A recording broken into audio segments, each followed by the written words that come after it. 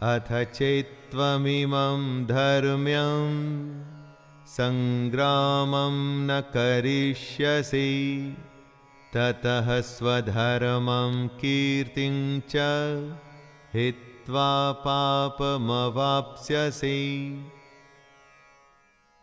किंतु यदि तू इस धर्म युक्त युद्ध को नहीं करेगा तो स्वधर्म और कीर्ति को खोकर पाप को प्राप्त होगा। कृष्ण चेतावनी देते हैं कि अगर हमने चैलेंज को, युद्ध को स्वीकार नहीं किया तो फिर उसके बदले में सिर्फ पाप मिलेगा। हमारा स्वभाव हम में युद्ध करने की क्षमता, शक्ति को पैदा करता है, और अगर हमारा स्वभाव हमें युद्ध से दूर लेके जा रहा है तो मतलब हम अपने धर्म से दूर हो रहे हैं और पाप के भागी हो रहे हैं। अकीर्तिं चापि भूतानि कथयिष्यन्ति ते व्ययां संभावितस्य चाकीर्तिर्मरणादतिरिच्यते। कृष्ण कहते हैं, हे अर्जुन, सब लोग तेरी बहुत काल तक रहने वाली अपकीर्ति का भी कथन करेंगे, और माननीय पुरुष के लिए अपकीर्ति मरण से भी बढ़कर है। मतलब युद्ध करने से अगर मना कर दिया तो उससे बड़ा अपमान, उससे बड़ी बेइज्जती कुछ नहीं हो सकती। कुछ लोगों की भीड़ में अगर आप जाते हैं तो सब आपको सम्मान से देख आपकी प्रशंसा करते हैं, और दूसरी स्थिति में आप कहीं जाते हैं तो लोग अपमान से देखते हैं, अपनी नजरें फेर लेते हैं। आपको क्या स्वीकार है, यश या अपकीर्ति, अपमान या सम्मान? युद्ध को छोड़ देने का मतलब ही अपमान है। भयाद्रणादुपरतं मंस यन्ते त्वां महारथाः येषां च त्वं बहुमतो भूत्वा यास्यसि लाघवम्। अर्जुन, जिनकी दृष्टि में तू पहले बहुत सम्मानित होकर अब लघुता को प्राप्त होगा, वे महारथी तुझे भय के कारण युद्ध से हटा हुआ मानेंगे। दोस्तों, अर्जुन को सब महान योद्धा समझते थे। अगर अर्जुन युद्ध से हट जाता तो वो उसे कायर मानते। चाहे अर्जुन हो या हम, युद्ध न करने में बहुत अपमान होता है। अच्छा या बुरा, छोटा या महान, सब तुलना का खेल है दोस्तों। इस खेल में हार जीत तो होती ही है, इसके अलावा युद्ध में कौशल दिखाना भी एक बहुत बड़ी बात होती है। और अगर कोई युद्ध से ही मुंह फेर ले तो समाज में उसे कहीं जगह नहीं मिलती।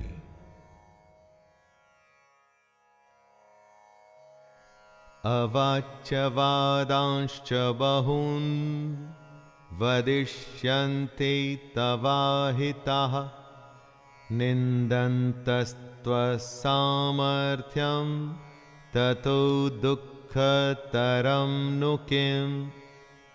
आपके बैरी, आपके शत्रु तो इसी ताक में रहते हैं कि कब आपकी निंदा कर सकें।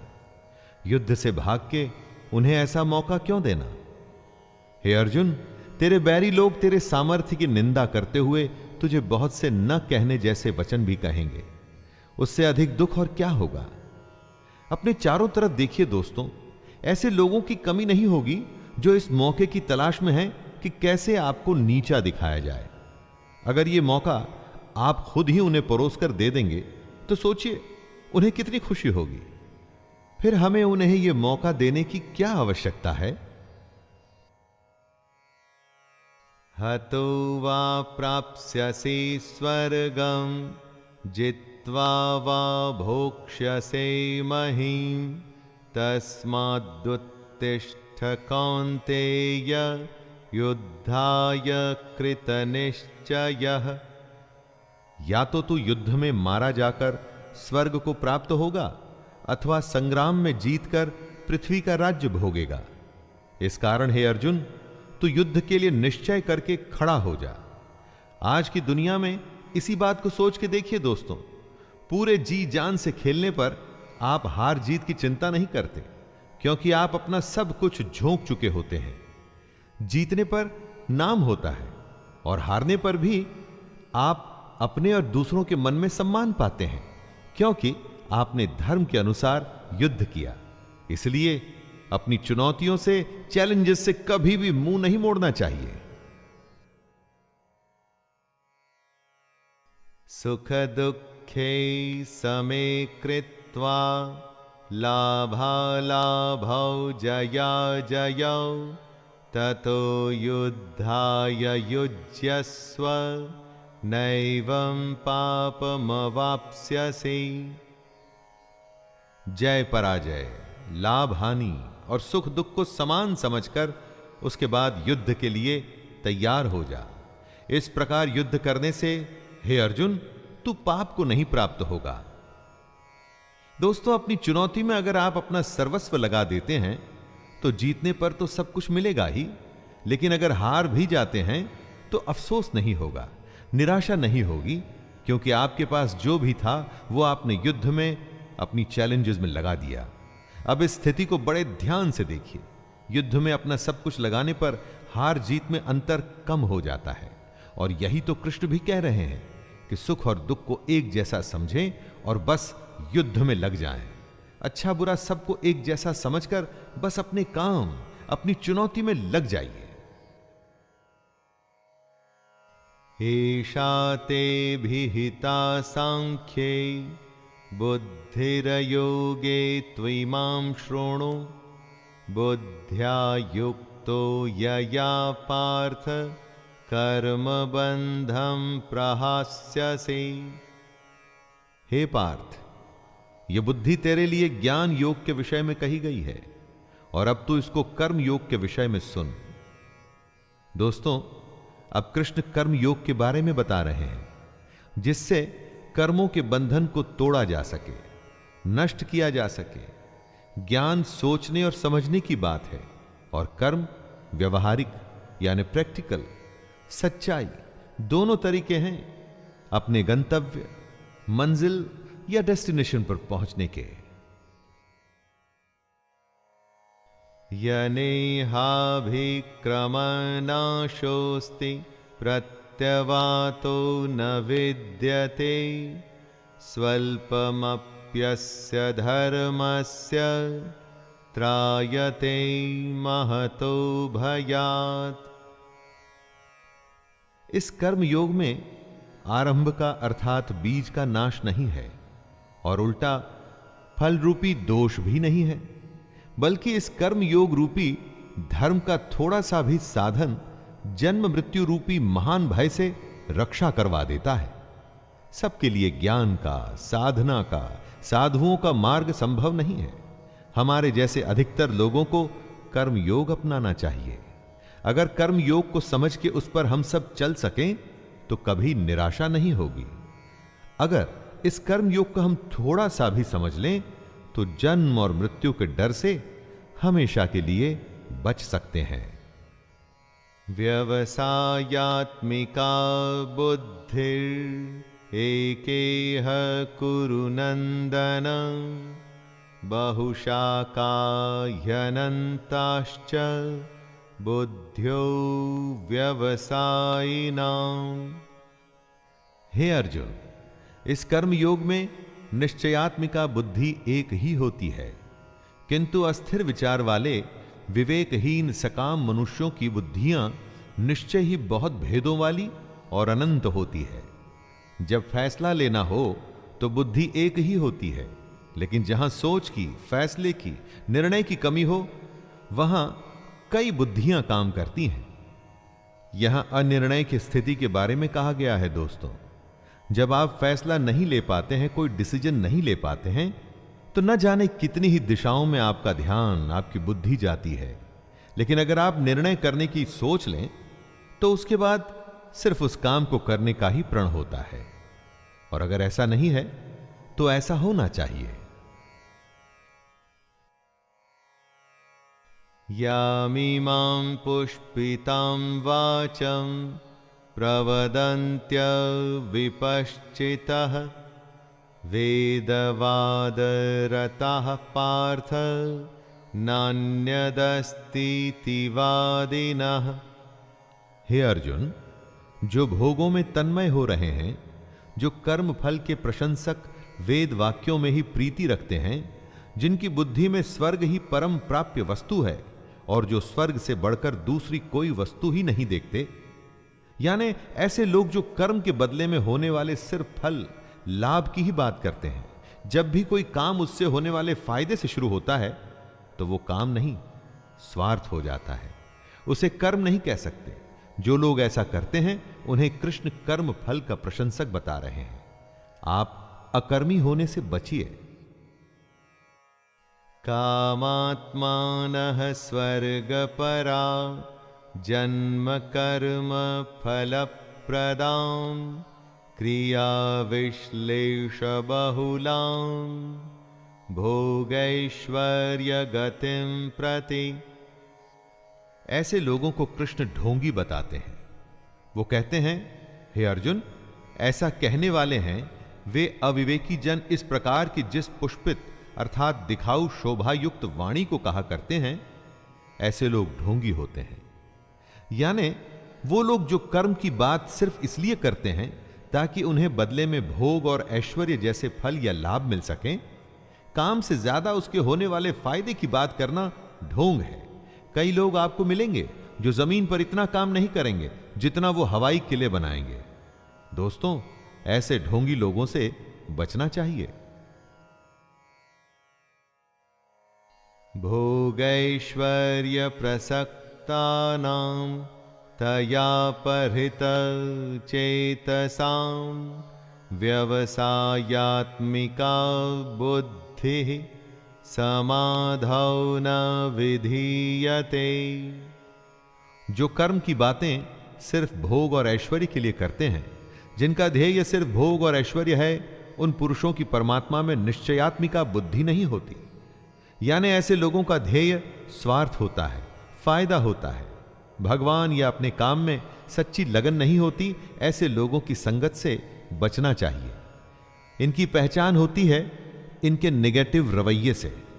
इनकी बातों से आप समझ जाएंगे कि काम में इनकी कोई रुचि नहीं, बस उस काम का फल भोगने में इनको बहुत रुचि है।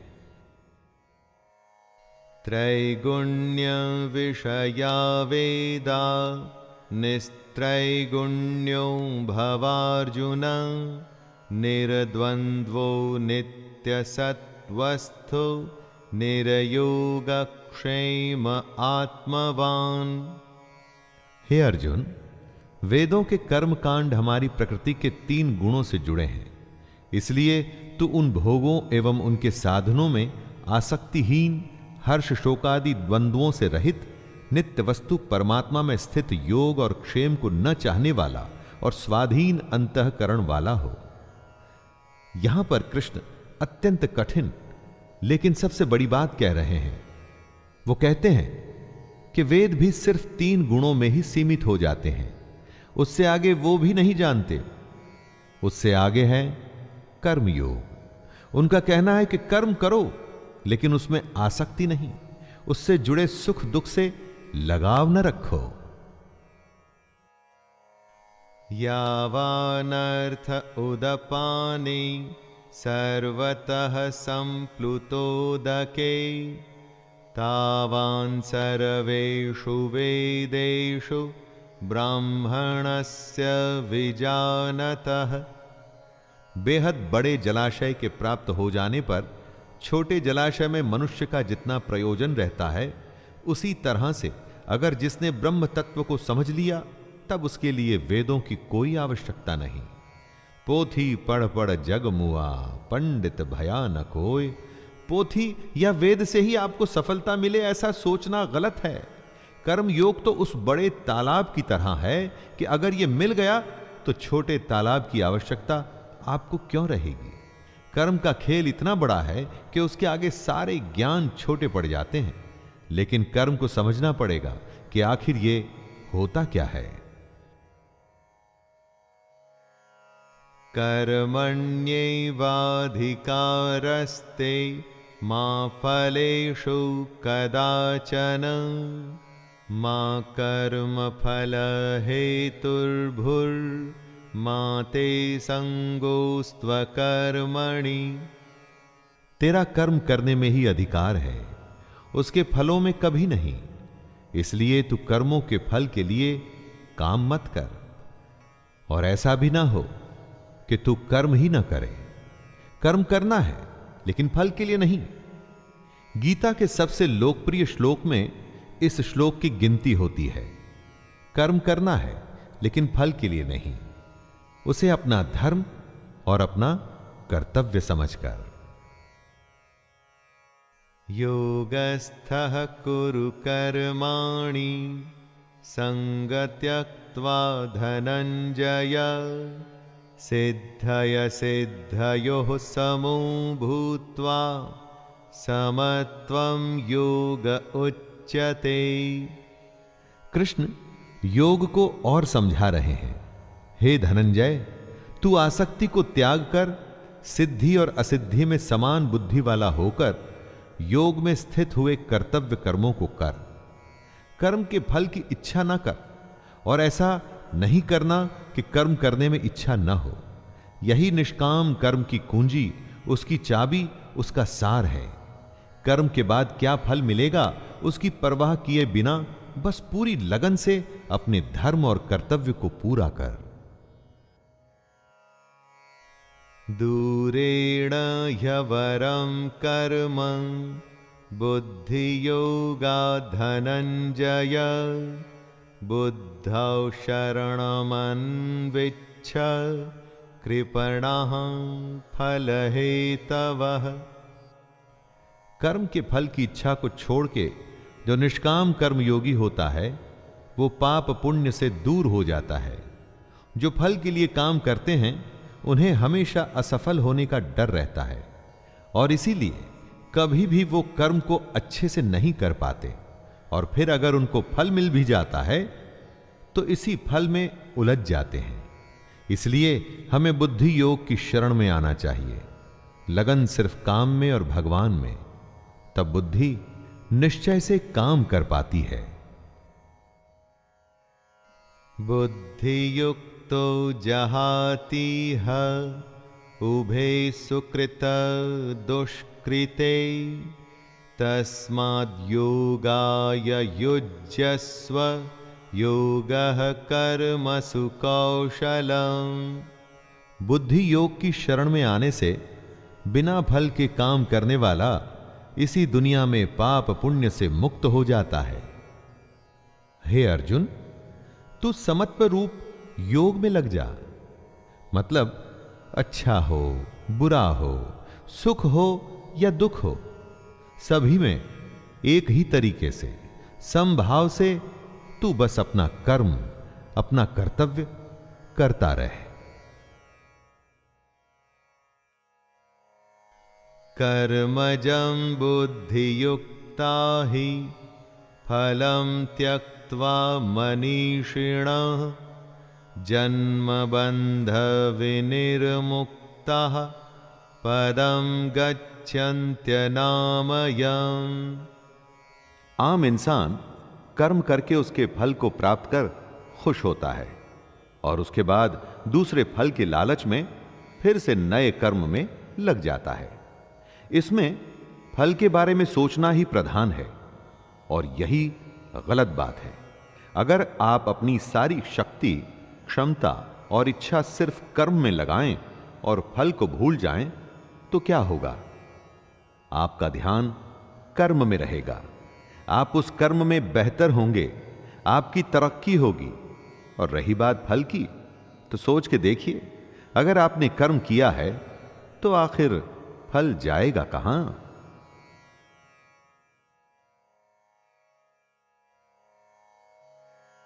यदा ते मोहकलिलं बुद्धिर्व्यतितरिष्यति तदा गन्तासि निर्वेदं श्रोतव्यस्य श्रुतस्य च। कर्म के फल का मोह हो या रिश्तों का मोह, धन या ऐश्वर्य का मोह, यही मोह हमें फंसाता है। जब बुद्धि मोह के दलदल से निकल जाती है, तब परमात्मा के पास आने की राह निकल आती है। रिश्ते, धन, ऐश्वर्य बुरे नहीं, उनसे मोह बुरा है, क्योंकि जब आपका लगाव इन वस्तुओं से हो जाता है तो सोचने की शक्ति कम हो जाती है, बुद्धि ठीक से काम नहीं करती, फैसले गलत हो जाते हैं।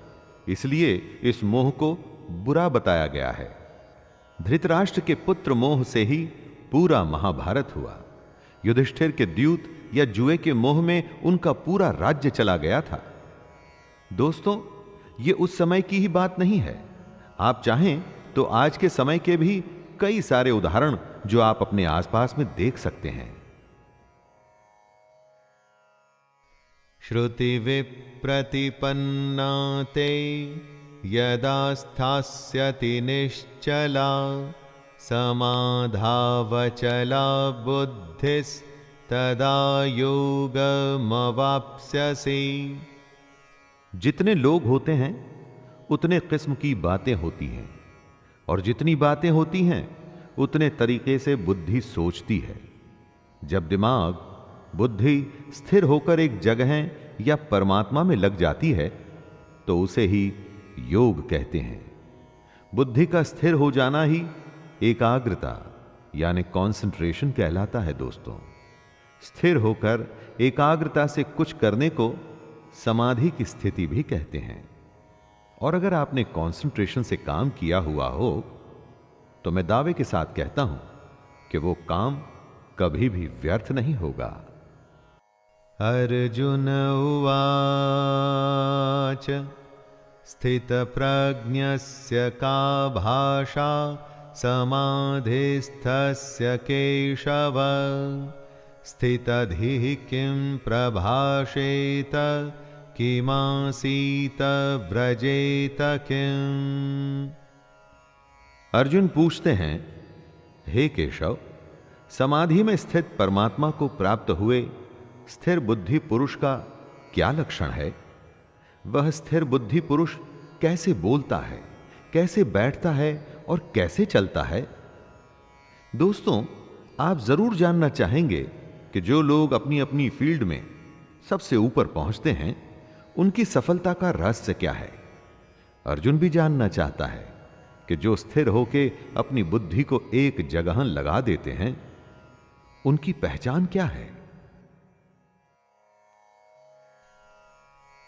श्री भगवानुवाच प्रजहाति यदा कामान् सर्वान् पार्थ मनोगतान् आत्मयैवात्मना तुष्टः स्थितप्रज्ञस्तदोच्यते। श्री भगवान उत्तर देते हैं, हे अर्जुन, जिस काल में ये पुरुष मन में स्थित संपूर्ण कामनाओं को भली भांति त्याग देता है और आत्मा से आत्मा में ही संतुष्ट रहता है, उस काल में वह स्थित प्रज्ञ कहा जाता है। भगवान कृष्ण ने बताया था कि आत्मा ही सबसे बड़ी सच्चाई है। मोह, इच्छा या कामना छोड़ना ही आत्मा के पास आना है। जिसको संतुष्टि, शांति के लिए किसी दूसरे पर निर्भर नहीं रहना पड़ता, वो ही अपनी कामना को त्याग सकता है। दोस्तों, सोचिए, क्या आपको अपनी खुशी, अपनी शांति के लिए किसी और की आवश्यकता पड़ सकती है? दुःखेष्वनुद्विग्नमनः सुखेषु विगतस्पृहः वीतरागभयक्रोधः स्थितधीर्मुनिरुच्यते। बुरा होने पर जिसके मन में दुख पैदा न हो, अच्छा होने पर जो मन भी शांत रहे, खुशी से पागल न हो, गुस्सा, डर या प्रेम, जो सब कुछ एक ही भाव से एक ही जैसे देखता हो, उसकी बुद्धि स्थिर रहती है और वही मुनि या योगी कहलाता है। अच्छी खबर पे खुश हो जाना, बुरे पे उदास, ये तो स्वाभाविक ही है। अगर किसी जानवर को भी आप कुछ खाने को देंगे तो वो खुश होगा, छीन लेंगे तो उसे बुरा लगेगा। लेकिन इस सब से जो ऊपर उठ जाता है, अलग अलग अवस्थाओं में भी वो अपनी स्वयं की हालत नहीं बदलता, मतलब उसकी बुद्धि स्थिर है, यानी वो मुनि है। वो योगी कहलाने के लायक है। यह सर्वत्रानभिस्नेहस्तत् तत्प्राप्य शुभाशुभं नाभिनन्दति न द्वेष्टि तस्य प्रज्ञा प्रतिष्ठिता। जिसमें लगाव नहीं है, शुभ हो या अशुभ, अच्छा या बुरा, जो दोनों को एक जैसे देखता है, वही अपनी बुद्धि को स्थिर रखता है। इस श्लोक में कृष्ण समझा रहे हैं कि किस तरह से अलग अलग हालत में खुद को, अपनी बुद्धि को स्थिर रखा जाए, कैसे संयम और धैर्य से हम अपने जीवन में अनुशासन ला सकते हैं, वरना चारों तरफ या तो दुख की हाहाकार होगी या खुशी से लोग झूम रहे होंगे।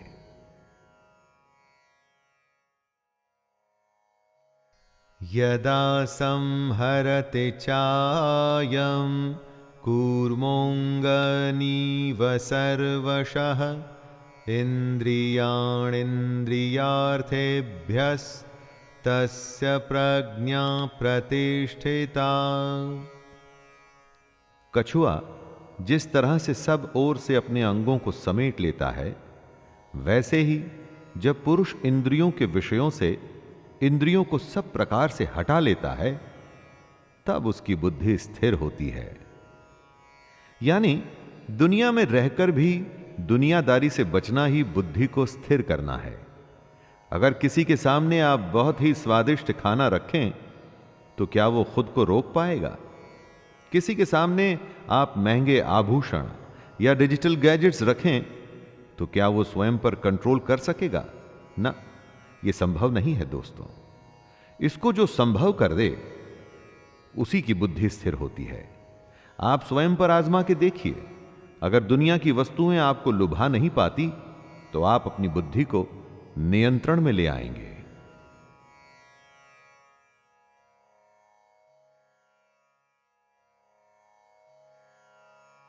विषया विनिवर्तन्ते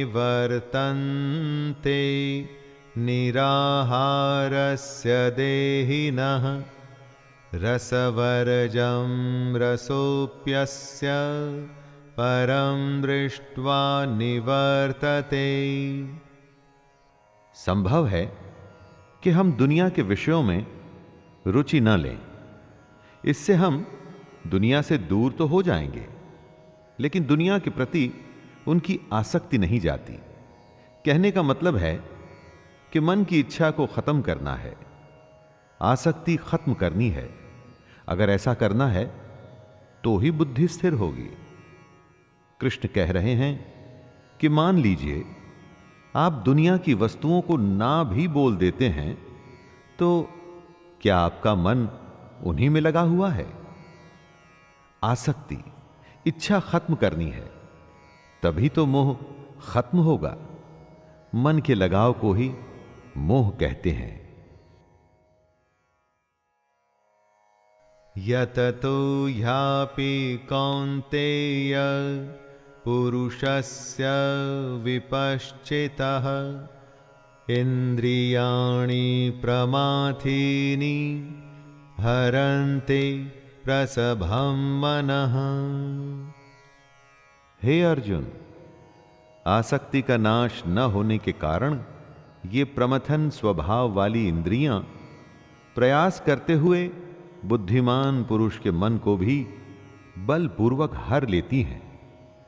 कृष्ण समझा रहे हैं कि जहां आप अपनी इच्छा या अपनी आसक्ति खत्म नहीं करते, वहां इंद्रियां आपको अपने वश में कर लेती हैं। सोचिए, कितनी ही बार ऐसा होता है कि सुख दुख आपके वश में नहीं, आप सुख दुख के वश में हो जाते हैं। कभी हंसी नहीं रुकती तो कभी रोना नहीं, कभी भूख नहीं रुकती तो कभी नींद, और कभी काम वासना भी नहीं रुकती।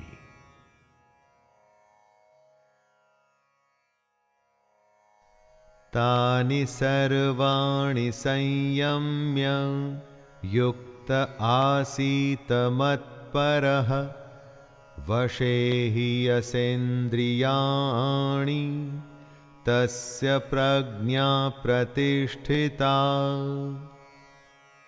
इंद्रियों को वश में करके भगवान को ध्यान में रख जो बैठता है, अपने कर्म अपने कर्तव्य में जो ध्यान लगाता है, उसी की बुद्धि स्थिर हो जाती है।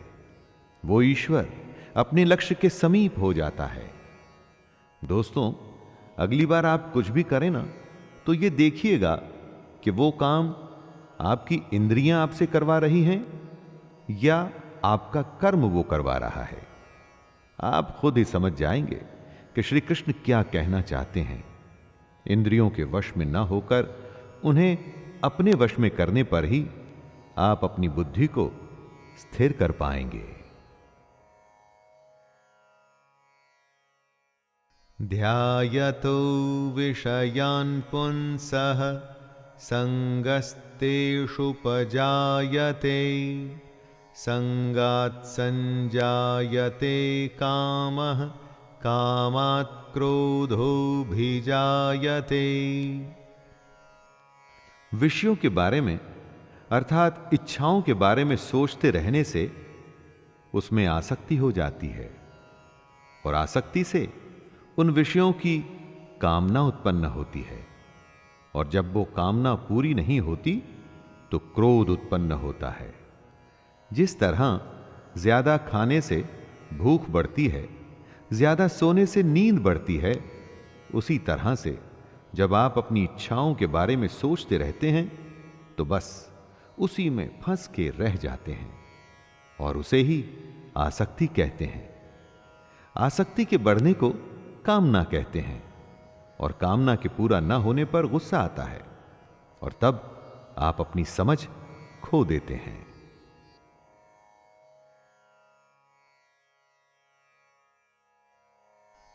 क्रोधात् भवति सम्मोहः सम्मोहात् स्मृतिविभ्रमः स्मृतिभ्रंशात् बुद्धिनाशो बुद्धिनाशात् प्रणश्यति। यानी सोचने की शक्ति कम हो जाती है, मूढ़ भाव से स्मृति में भ्रम हो जाता है। जब सोच नहीं सकते तो याद भी नहीं रख सकते। स्मृति में भ्रम हो जाने से बुद्धि अर्थात ज्ञान शक्ति का नाश हो जाता है। जब याद नहीं रख पाएंगे तो ज्ञान किसी काम नहीं आएगा, बुद्धि बेकार हो जाएगी, और बुद्धि का नाश हो जाने से पुरुष अपनी स्थिति से गिर जाता है। रागद्वेष वियुक्तैस्तु विषयानिन्द्रियैश्चरन् आत्मवश्यैर्विधेयात्मा प्रसादमधिगच्छति। जो अपनी इच्छाओं को, अपनी आसक्तियों को अपने नियंत्रण अर्थात कंट्रोल में रख पाते हैं, दोस्ती शत्रुता गुस्से या प्यार के बिना अपनी इंद्रियों को भटकने नहीं देते, वो अंतःकरण की प्रसन्नता को प्राप्त होते हैं। ऐसे लोगों को बाहरी नहीं, हार्दिक और अंदरूनी प्रसन्नता होती है। आनंद, खुशी, शांति कहीं बाहर नहीं होती दोस्तों, वो तो हमारे अंदर होती है, और हम उसे ढूंढते बाहर हैं। इसलिए ऐसा कहा गया है कि मोह को कहां ढूंढे रे बंदे, मैं तो तेरे पास। प्रसादे सर्वदुःखानां हानिरस्योपजायते प्रसन्नचेतसो ह्याशो बुद्धिः पर्यवतिष्ठते। अंतःकरण की प्रसन्नता होने पर, अंदर से प्रसन्न होने पर दुख खत्म हो जाते हैं, और ऐसे प्रसन्न चित्त कर्म योगी की बुद्धि शीघ्र ही सब ओर से हटकर एक परमात्मा में ही भली भांति स्थिर हो जाती है। दोस्तों, आप अपने लक्ष्य के बारे में सोचिए, प्रयास करिए कि उसे सबसे अच्छा, पूरी दुनिया में दी बेस्ट सबसे श्रेष्ठ उसे कैसे कर सकते हैं और उसे पूरा करने में लग जाइए। फल का मत सोचिए कि लक्ष्य पूरा होगा कि नहीं, बस उसे करते रहिए और फिर देखिए कैसी मानसिक शांति और सुकून मिलता है आपको। नास्ति बुद्धिरयुक्तस्य न चायुक्तस्य भावना न चाभावयतः शांतिर्शान्तस्य कुतः सुखम। जो पुरुष अपने मन या अपनी इंद्रियों को नहीं जीत पाते, उनमें निश्चयात्मिका बुद्धि नहीं होती, यानी कि वो स्पष्ट और सटीक निर्णय नहीं ले पाते। ऐसे मनुष्य के अंतःकरण में भावना भी नहीं होती। भावनाहीन मनुष्य को शांति नहीं मिलती और शांति रहित मनुष्य को सुख कैसे मिल सकता है। बीमार आदमी क्या अच्छा खाना और क्या बुरा खाना, उसे कुछ अच्छा नहीं लगता। जो अंदर होता है वो बाहर आता ही है। जब आपके अंदर शांति नहीं होगी तो आप आनंद कभी भी प्राप्त नहीं कर पाएंगे।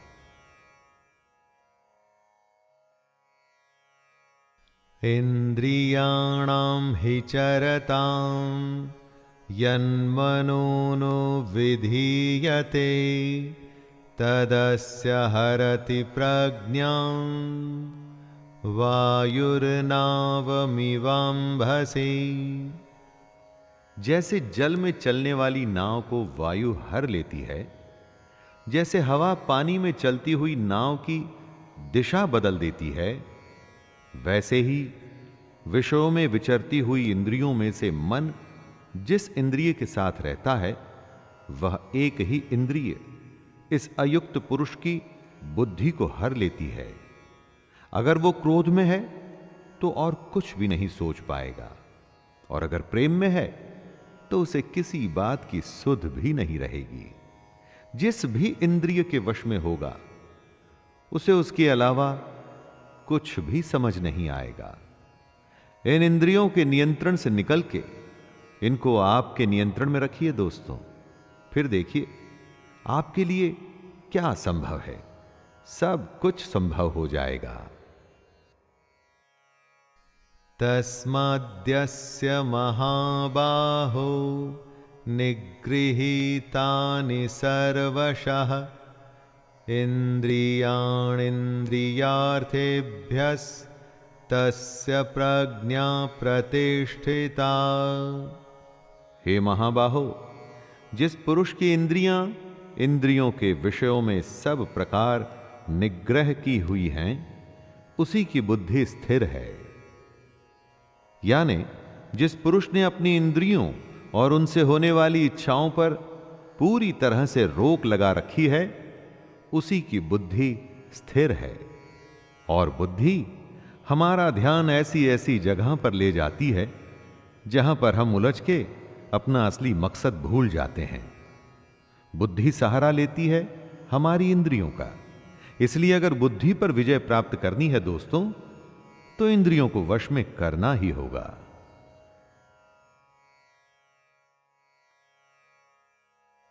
या निशा सर्वभूतानां तस्यां जागर्ति संयमी यस्यां जाग्रति भूतानि सा निशा पश्यतो मुनेः। संपूर्ण प्राणियों के लिए जो रात्रि के समान है, उस नित्य ज्ञान स्वरूप परमानंद की प्राप्ति में स्थित प्रज्ञ योगी जागता है। और जिस नाशवान सांसारिक सुख की प्राप्ति में सब प्राणी जागते हैं, परमात्मा के तत्व को जानने वाले मुनि के लिए वह रात्रि के समान है। दोस्तों, कृष्ण की यह बात गहरी है और समझनी पड़ेगी। जो सबके लिए रात है, उस रात में योगी परमात्मा के लिए, ज्ञान के लिए जागता है और साधना करता है। और जो सबके लिए सांसारिक सुख है, जिसके लिए संसार में हर कोई जागता है, वो सुख योगी के लिए रात के समान है। जब सब सोते हैं तो मेहनती बच्चा रात में जाग के पढ़ता है और परीक्षा में वो ही अव्वल आता है। आपूर्यमाणमचल प्रतिष्ठं समुद्रमापः प्रविशन्ति यद्वत् तद्वत् कामायं प्रविशन्ति सर्वे स शान्तिमाप्नोति न कामकामी। जैसे नाना प्रकार की नदियों के जल सब ओर से परिपूर्ण अचल प्रतिष्ठा वाले समुद्र में उसको विचलित न करते हुए ही समा जाते हैं, वैसे ही सब भोग जिस स्थित प्रज्ञ पुरुष में किसी प्रकार का विकार उत्पन्न किए बिना समा जाते हैं, वही पुरुष परम शांति को प्राप्त होता है, भोगों को चाहने वाला नहीं।